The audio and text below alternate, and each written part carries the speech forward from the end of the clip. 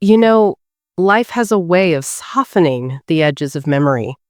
The hard times, the sharp pains, they eventually blur like a photograph left in the sun.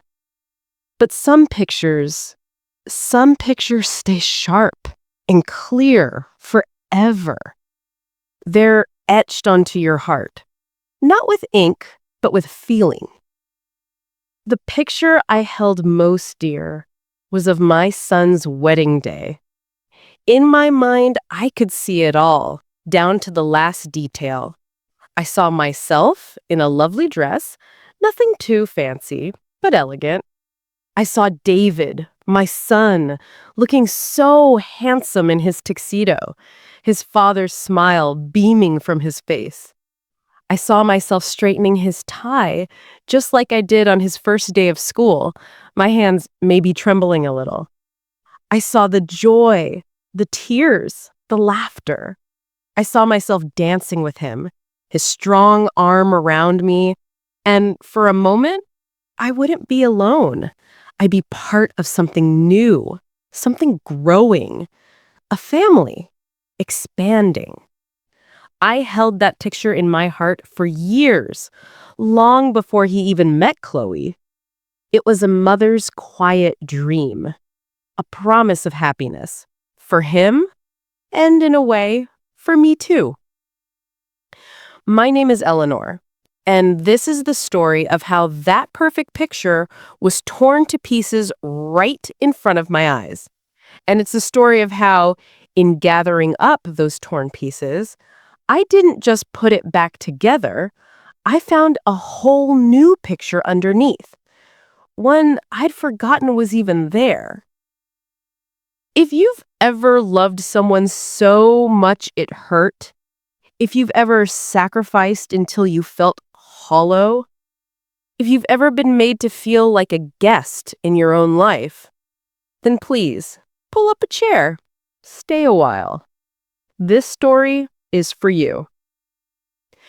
To understand the wedding day, you have to understand what came before. You have to understand the silence. My husband, Michael, was the love of my life. Not in a dramatic movie star way, but in a quiet, steady way that builds a world. He was a carpenter. He had big, strong hands, rough from work, but they were the gentlest hands I've ever known. He could build a bookshelf that would stand for 100 years, and he could hold our newborn son, David, as if he were made of glass. He was my anchor. When he laughed, the whole room felt warmer. 5 years ago, the cancer came. It was a thief in the night. It didn't crash through the door, it slipped in under it. A cold draft we didn't notice at first. A little fatigue. A cough that wouldn't quit. Then the tests, the words, the long, slow, agonizing goodbye. I held his hand in that hospital room for the last time. His big, strong hands were so thin, so fragile. I whispered to him all our old stories about the time he tried to make me a birthday cake and used salt instead of sugar, about the day David took his first steps, tumbling right into his arms. I talked until my voice was hoarse, until I was sure he had taken every good memory with him. When he was gone, the silence began. It wasn't just an absence of sound. It was a presence. It lived in our house. It sat in his chair at the dinner table. It lay on his side of the bed. The world, which had once been so full of his humming, his sawing, his laughter, was now muted. David was my lifeline. He was 23 then, his own life just beginning, but he was so good to me. He'd come over every Sunday for dinner. We'd eat and talk about Michael. We'd cry, and sometimes we'd even laugh. He was the living, breathing piece of his father left to me. But life moves on, as it should. He got a promotion. He started dating. The Sunday dinners became every other Sunday. then once a month. The phone calls, which were once daily, became weekly check-ins. You doing okay, Mom? I'm fine, honey. Don't you worry about me. And I was fine, mostly. The silence and I had reached an understanding.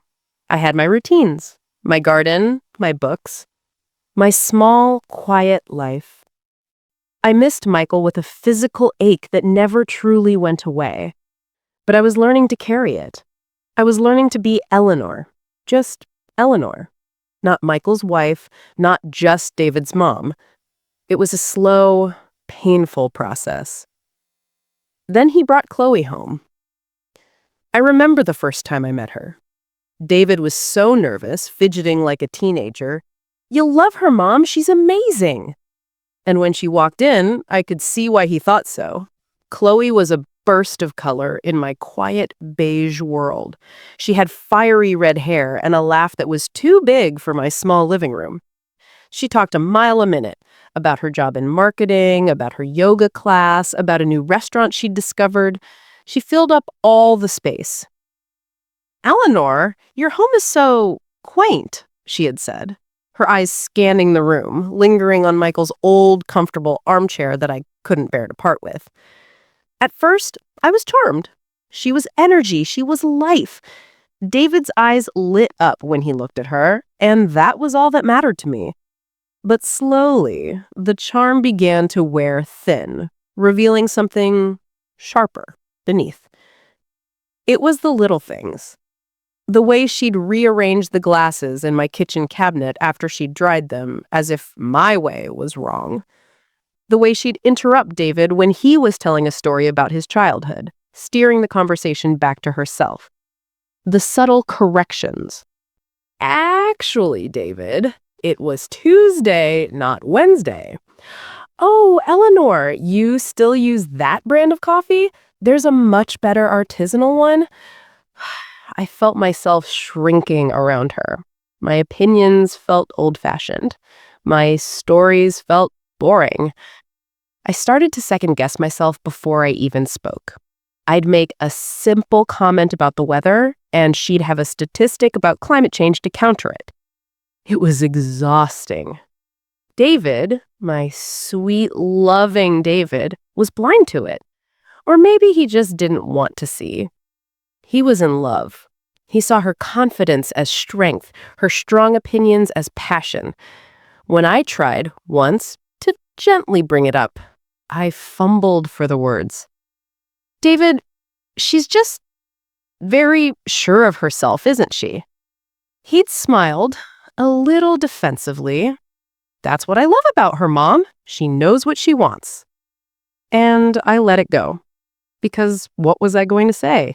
That her certainty made me feel uncertain? That her loudness made my quiet feel like a failure? It sounded so small, so petty, even to my own ears. So I bit my tongue. I smiled. I made her favorite dessert when they came over. I learned to drink the bitter, expensive artisanal coffee. I folded myself up, making myself smaller and smaller to fit into the corners of their new life. The night David proposed, he came over alone. His face was glowing, lit from within. He held out his hand, and there was the ring. It was beautiful, sparkling, so different from the simple, sturdy band that Michael had given me. David, Mom, she said yes. I hugged him, tears in my eyes, genuine tears of joy for him. Oh, honey, I'm so happy for you. We sat at the kitchen table, the same table where he'd done his homework, where we'd planned his college future, where we'd grieved his father. He was bursting with plans. Chloe wants a big wedding, Mom, at the Willow Creek Manor. You know it? It's that beautiful place out by the river. She's got it all planned out. My heart gave a little flutter of excitement. The picture in my mind flickered to life. That sounds wonderful, David. And then his face fell, just a little. The excitement in his eyes dimmed, replaced by a familiar worry. But, Mom, the cost, it's It's astronomical. I don't know how we're gonna swing it. Chloe has her heart set on it, and I want to give her the world, you know? I did. I knew that feeling exactly. It was the feeling I had looking at him right now. And then he said the words that would set everything in motion. He looked at me with his father's eyes, and he said, "I just wish Dad was here. He'd know what to do." It was a knife to my heart. A loving, innocent knife. But a knife all the same. He was right. Michael would have known. He would have built something, fixed something, found a way. But Michael wasn't here. I was. And in that moment, I saw my purpose. I could be the one to give him this. I could step into that void. I could make his dream, and Chloe's dream, come true. It would be my gift, my proof that I was still needed, that I was still a vital part of his story. "Don't you worry about that," I said, my voice firm, surer than it had felt in years. "Let me handle it." "Mom, no, I can't let you—" "David," I interrupted, placing my hand over his. "Your father, he left me comfortable. Let me do this. For you, for both of you. It would make me so happy." He protested, but I could see the relief washing over him. The problem was solved. His mother had fixed it. The next day, I went to the bank. Michael's life insurance money was sitting in a savings account. It was my what-if fund. What if the roof leaked? What if the car died? What if I got sick? It was the money that let me sleep at night, the tangible proof of the security he had left for me. I sat with the bank manager, a nice young man named Ben. I told him I needed to make a series of large withdrawals. "Are you sure, Mrs. Evans?" he asked, his brow furrowed with concern. "This is a significant portion of your safety net." "I'm sure," I said, my voice bright with false confidence. "It's for my son's wedding." I wrote the first check, a deposit for the Willow Creek Manor. The numbers on the page looked abstract. Unreal. It was only when I handed it over, when I saw the receptionist's eyes widen just a fraction, that it felt real. And it felt good. It felt powerful. The payments became a ritual. The caterer, the florist. Chloe wanted peonies, out-of-season peonies, flown in from Holland. The band, the photographer. Each check I wrote, each online transfer I authorized, was a brick I was laying in the foundation of my son's happiness. I was the architect of his joy. My own savings account dwindled. My safety net grew threadbare, full of holes. But I didn't look. I couldn't. The picture in my mind was too bright, too beautiful. I was building a cathedral of a day. And I was willing to be the one living in the hut afterward, just to see it stand. The wedding planning was where the small cracks in my relationship with Chloe became canyons. I was invited to the planning sessions, but I was more of a spectator, a walking checkbook. We'd be at her apartment, surrounded by fabric swatches and Pinterest boards. The air would smell of expensive candles. "What do you think of this lace, Eleanor?" Chloe would ask, holding up a sample. "Oh, it's lovely," I'd say, meaning it. She'd frown. "It's a bit busy, don't you think? I think the simpler, more elegant pattern is better." She'd hold up another. "See?" I'd nod. "Yes, you're right, that one is better." It was always like that. My opinion was sought only to be dismissed. My taste was always just slightly off. I suggested a simple classic song for the mother-son dance. "That's a little dated, don't you think, Eleanor?" Chloe had said, smiling her tight smile. "We have a more modern playlist."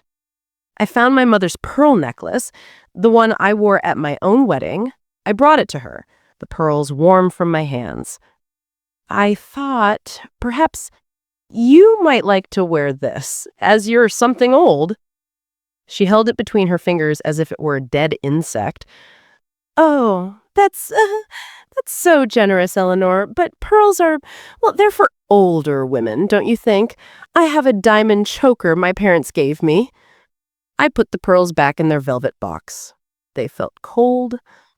David was usually there during these sessions, but he was checked out.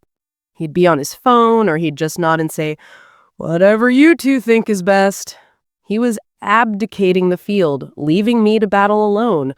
Only I wasn't allowed to battle. I was only allowed to surrender.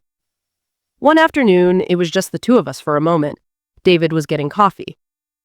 "Eleanor," Chloe said, her voice casual but her eyes intent, "about the guest list.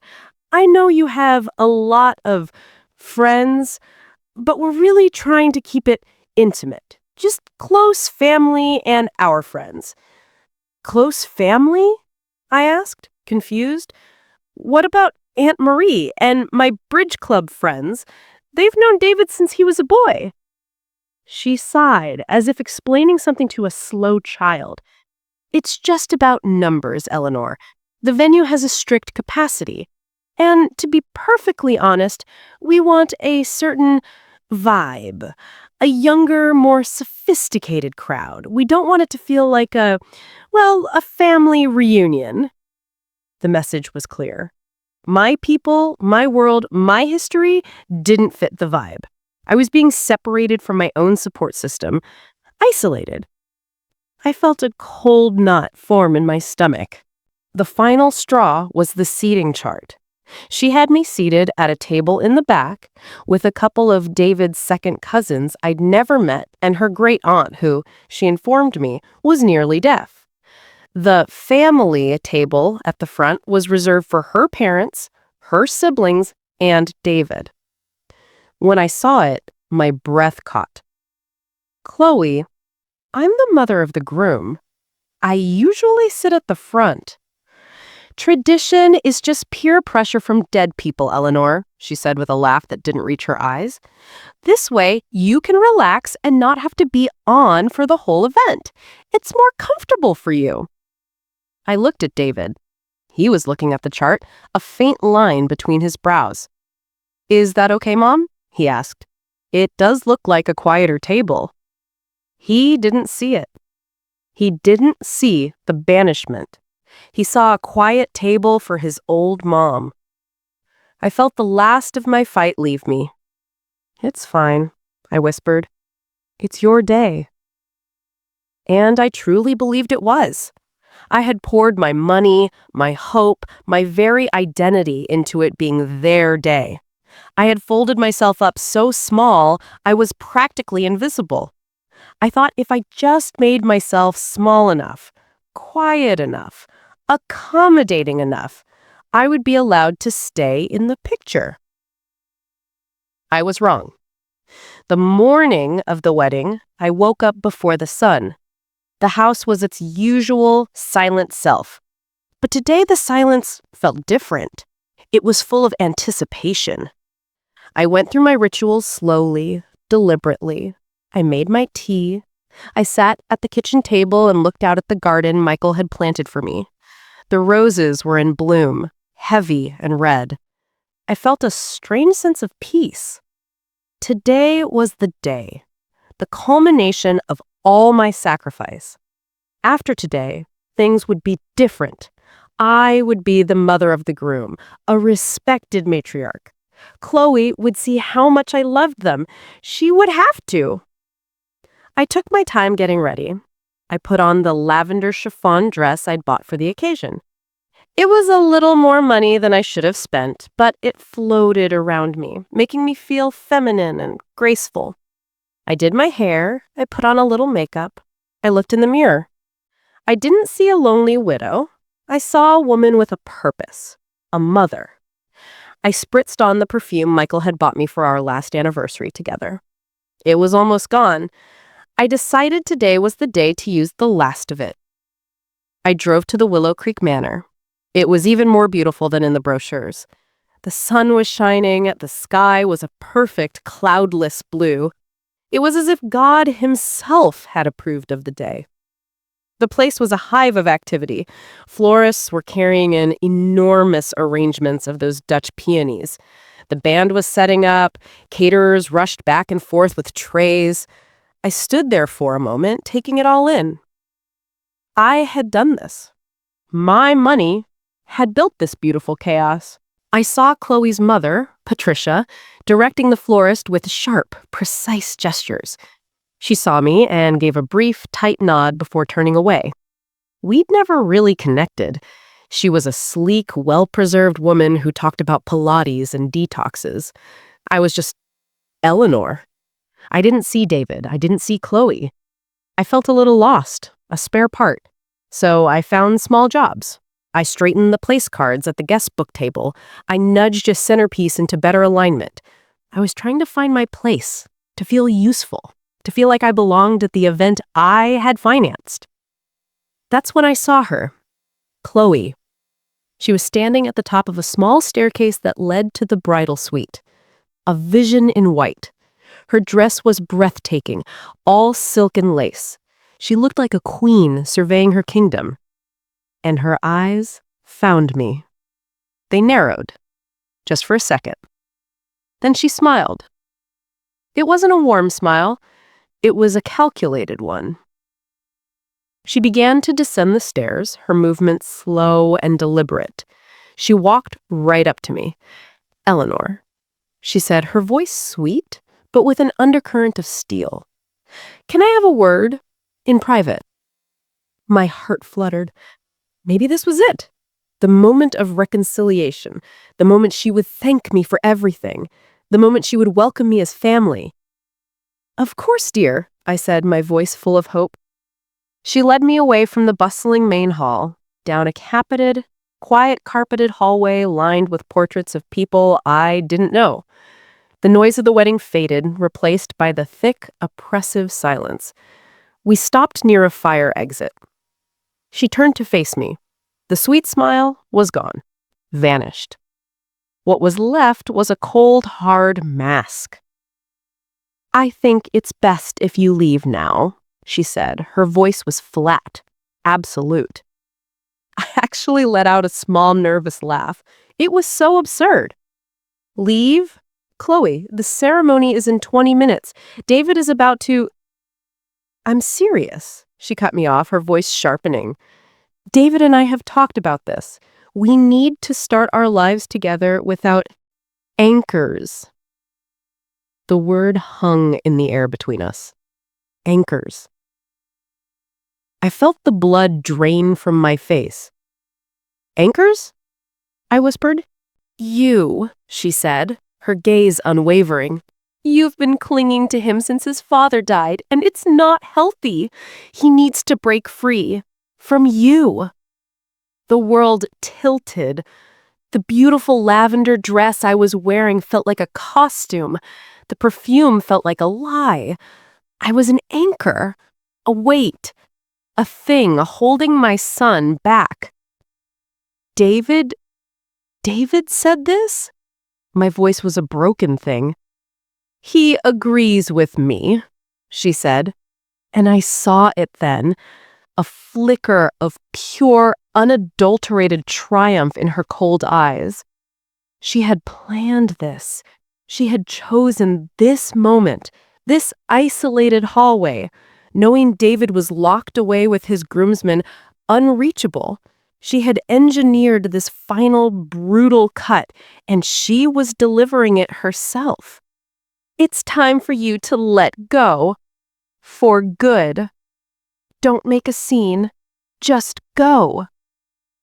She looked me up and down, a final dismissive glance. Then she turned and walked back down the hallway, her white dress swishing, leaving me alone in the silence. I stood there, frozen. The images flashed through my mind. David as a baby, sleeping on my chest. David learning to ride a bike, my hands holding the seat. David crying in my arms after his father died. All my love, all my worry, all my sacrifice. The life insurance money, the safety net, the peonies, the band, the honeymoon. It all condensed into that one word: anchor. I wasn't his mother. I was his burden. A sound escaped my throat, a choked, guttural sob. I brought my hand to my mouth to stifle it. I couldn't break down here, not here. I stumbled down the hall back towards the main room. I had to find David. I had to hear it from him. This couldn't be true. I saw the door to the groomsman's suite. It was closed. I could hear laughter from inside. His laughter. I raised my hand to knock, but my hand froze in midair. What would I say? David, did Chloe say I'm an anchor? He would deny it. He would be horrified. It would cause a scene. It would ruin his wedding day. And wasn't that exactly what an anchor would do? Cause a scene? Ruin things? Chloe had outmaneuvered me perfectly.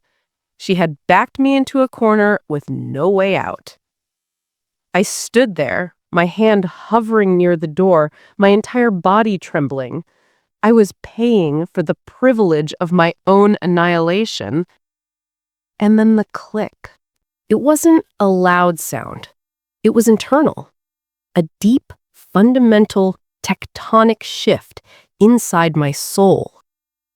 It was the sound of a lock opening. The sound of a chain breaking. The tears stopped. The trembling stopped. A cold, clear calm washed over me. No. I turned away from the door. I didn't run. I walked.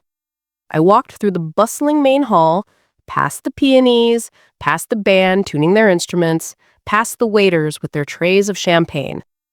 I was a ghost moving through a party I had built for my own funeral. No one noticed me. No one stopped me. I was already gone. I pushed open the heavy front door and stepped out into the blinding sunshine.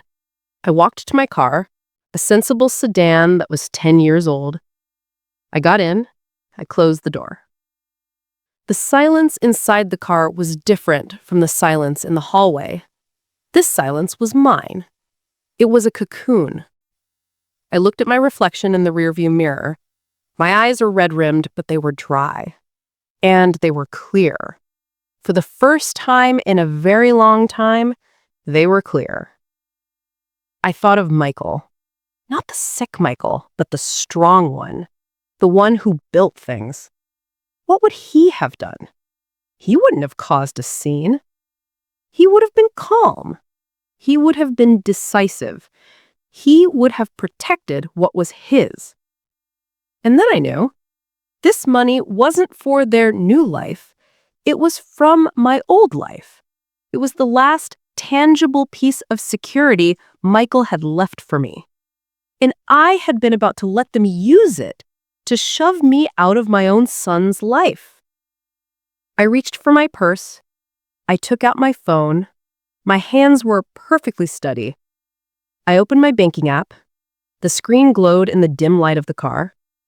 I navigated to the scheduled payments. There they were. A list of my own capitulation. Willow Creek Manor, final deposit, $15,000. My finger hovered over the screen. This was the point of no return. If I did this, there was no going back. I would be the villain in their story. I tapped cancel payment. A confirmation box popped up. Are you sure? Yes. Gourmet Catering Co. Final payment, $8,500. Click. Cancel payment. Yes. Blooms by Bianca. Final invoice, $3,000. Click. Cancel payment. For the peonies. Yes. The Soundwaves Band Balance, $4,000. Click. Cancel payment. Yes. Italia Tours Honeymoon Package, $7,000. Click. Cancel payment. For the sunsets they would enjoy without a thought of me. Yes. One by one. Each click was a brick I was taking back from the cathedral I had built. I wasn't tearing it down out of spite. I was reclaiming the materials. They were mine, my security, my husband's last gift to me. I was taking it back. A strange feeling spread through my chest. It wasn't joy. It wasn't happiness. It was integrity. It was the feeling of my spine straightening after being bent over for years. When it was done, I opened my text messages. I found David's name. My beautiful boy. My heart ached, a clean, sharp ache. I typed out a message. I didn't explain. I didn't plead. I didn't accuse. I simply stated my truth. The truth I had found in that quiet car. I will always love you, but I will not pay for my own execution. I pressed send. Then I turned off my phone. I dropped it into my purse. I started the car. The engine purred to life. I took one last look in the rearview mirror. I saw the Willow Creek Manor, beautiful and imposing in the sunlight. And then I pulled away. I drove slowly, carefully, down the long tree-lined driveway. I didn't look back. I drove home. The world outside the car window looked exactly the same. The sun was still shining. People were mowing their lawns, getting groceries, living their lives. It was surreal. I arrived at my quiet, empty house. I took off my lavender dress, hanging it carefully in the closet. I changed into my soft, worn jeans and an old flannel shirt of Michael's. I made a cup of tea. I sat in my garden among Michael's roses. I didn't turn my phone on. I knew the storm I had unleashed. I had no desire to hear the thunder. I needed the quiet. I needed to tend to my own shattered pieces. For a week, I lived in a bubble of silence. I read. I watered the plants. I cooked simple meals for myself. I didn't answer the door. I let the voicemail on my landline fill up. I was healing. The kind of healing that happens deep in the bone. Painful, but necessary. After 7 days, I felt strong enough. I went into the living room. I picked up the landline phone. The message light was blinking, a frantic, angry red eye. There were 47 messages. I pressed play. The first ones were from David. Panic. Mom, what's going on? The venue manager is screaming at me. They're saying the final payment was canceled. Mom, call me back. Then anger. This isn't funny. The caterer just left. They took all the food with them. What did you do? Then confusion. Mom, Chloe is saying you had a fight? That you misunderstood? Please, just call me. Then the last one. His voice was ragged, broken. Mom, the wedding, it's gone. All of it is gone. The guests, they all left. I need to see you. Can I come over? I deleted the messages from the vendors, the angry ones from a number I assumed was Patricia's. I saved David's. My heart was a drum in my chest. This was the moment. The reckoning. I called him. He picked up on the first ring. Mom? His voice was a whisper. Come over, David, I said, my voice calm. We need to talk. He arrived 20 minutes later. He looked destroyed. His face was pale, his eyes shadowed. He was still wearing the same clothes from a week ago, it seemed, wrinkled and stale. He stood on my doorstep, a lost boy. Hi, Mom, he mumbled. Come in, honey. I led him to the kitchen. I had made a pot of coffee, the cheap, familiar kind I liked. We sat at the table.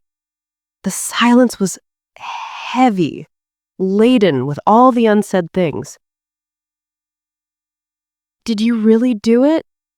He asked, not looking at me. Did you cancel everything? I did, I said, my voice even. Why? The word was a plea, a sob. How could you humiliate me like that, in front of everyone? So, I told him. I didn't raise my voice. I didn't cry. I was a historian recounting a terrible battle. I told him about the hallway.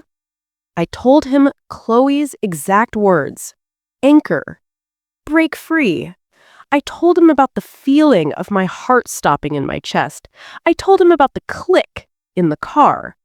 I told him about the scheduled payments lined up like a firing squad. I told him that my text message was not an exaggeration. It was the precise, brutal truth. He listened, his head bowed. When I finished, he was silent for a long time. She told me you were jealous, he finally whispered, his voice thick. She said you couldn't stand to see me happy with her. She said you stormed off in a huff and canceled everything out of spite. She said you were trying to control me from beyond the... He couldn't finish. And you believed her? I asked, not with accusation, but with a profound sadness. He looked up at me, and for the first time, I saw the man he could be, buried under the pain and the manipulation. I wanted to believe her, he confessed, a tear tracing a path down his cheek. It was easier than believing the woman I was about to marry, the woman I loved, could be so cruel. To you, to me. I didn't want to see it, Mom. I'm so sorry. I am so sorry. He broke down then. He put his head in his hands and sobbed, great heaving sobs that shook his whole body. I went to him. I put my arms around him. I held my son while he cried for the wedding that was lost, for the future that had crumbled, for the mother he had failed. We sat like that for a long time. When his tears subsided, he told me his side of the story. The chaos, the venue manager demanding cash on the spot, the caterer, furious, packing up the food, the band, after waiting for an hour, starting to pack up their equipment, the guests, confused, then whispering, then leaving in droves, the humiliation. But the worst part, he said, his voice hollow, was Chloe. She wasn't sad. She wasn't heartbroken that our wedding was ruined. She was furious, incandescent with rage, but not at the situation, at the humiliation, at the fact that her perfect day was spoiled. She was screaming about the money. Our money. She stole our money. She never once asked if I was okay. She never once cried for us. It was all about her. That's when I knew. That's when I knew you were telling the truth. The wedding is off, he stated, a finality in the tone I had never heard before. It's over. I can't be with someone who could do that to you, who could lie to me like that, who is that empty. We talked for hours. We talked about his father. We talked about grief and how I had leaned on him too heavily after Michael died. We talked about how he had avoided conflict by letting Chloe steamroller over both of us. We talked about the money and my fear and my foolish, desperate need to buy my way into his life. It was the hardest, most honest, most painful conversation of our lives. We were tearing down the shaky, dysfunctional structure of our old relationship so we could maybe, one day, build something new. The dust has settled. David and Chloe are done. He moved into a small apartment of his own. He's seeing a therapist, untangling the web of that relationship, understanding his own part in it. He's learning to set his own boundaries. Our relationship is different. It's quieter, more respectful. We see each other once a week for dinner. Sometimes we talk about heavy things. Sometimes we just watch a movie. He doesn't treat me like a fragile thing anymore. And I don't treat him like my sole reason for living. It's a healthier love, a more adult love. As for me, the journey was longer. The first month was hard. The guilt tried to creep back in. Had I been too harsh? Had I destroyed my son's happiness? But then I would remember the word, anchor, and the feeling in the car, the click. And I knew I had done the only thing I could have done to save myself. I had to face my financial reality. I had drastically reduced my safety net. I was facing a retirement with very little cushion. The fear was real. But so was the strength I had found. I'd always been good with numbers. I had managed the books for Michael's small carpentry business for years. It was a skill I had let lie fallow. One day, I was helping my neighbor, Betty, sort out a mess with her medical bills. I created a simple spreadsheet for her, negotiated with the hospital on her behalf. I saved her thousands of dollars. She was so grateful. She told her friends. One friend asked if I could help her with her small business bookkeeping. And just like that, a tiny idea sprouted. Eleanor's ledgers. I didn't have an office. I worked from my kitchen table. I had a simple website made. I offered affordable, clear, honest bookkeeping for other small businesses and seniors. It started slowly. 1 client, then 2, then 5. It wasn't going to make me rich, but it was giving me a purpose that was entirely my own. It was money I had earned, not money I had been given. Every invoice I sent was a declaration of independence. I was building my own safety net with my own 2 hands. The other day, David was over, helping me weed the garden. It was a warm afternoon, the smell of earth and roses thick in the air. We worked in comfortable silence for a while. Then he stopped and looked at me. "You know, Mom," he said, his voice soft, "what you did, it was the bravest thing I've ever seen." I smiled, wiping my forehead with the back of my glove. I looked at my son, really looked at him. He seemed more solid, more present than he had in years. "No, honey," I said. "It wasn't brave. It was necessary. There's a difference. Bravery is doing something even though you're terrified. What I did, I was just so tired of being terrified. I was tired of being small. I chose to be big for myself." He nodded, understanding dawning in his eyes. "I'm glad you did." "I am too. The old picture, the one of the perfect wedding day, is gone. But a new one has taken its place. It's a picture of me in my garden with dirt on my hands. It's a picture of me at my kitchen table working on my ledgers, feeling capable and smart. It's a picture of me having dinner with my son, talking and laughing as 2 adults who truly see each other. It's not the picture I thought I wanted, but it's the picture I was meant to have all along. It's real. So that's my story. The story of the wedding that never was and the mother who found herself again. I share it with you not for your pity, but for your strength. If you are in a season of life where you feel taken for granted, where your love is being used as a weapon against you, please hear me. Your value does not decrease with age. Your love is not a leash, and it should never be treated like one. You have a right to your dignity. You have a right to say, no more. You have a right to stop financing your own unhappiness. Setting a boundary is not an act of cruelty. It is an act of profound self-respect. If this story resonated with you, if you've ever felt a little bit like I did, then I have a favor to ask. Please subscribe to this channel. By subscribing, you're telling me that these stories matter, that your story matters. You're telling the YouTube algorithm that there are people out there who crave real, heartfelt connection, not just empty drama. You'll be helping to build a community, a place where we can all feel a little less alone. And if you have the strength today, leave a comment below. Tell me what you thought. Tell me your story. Just say hello.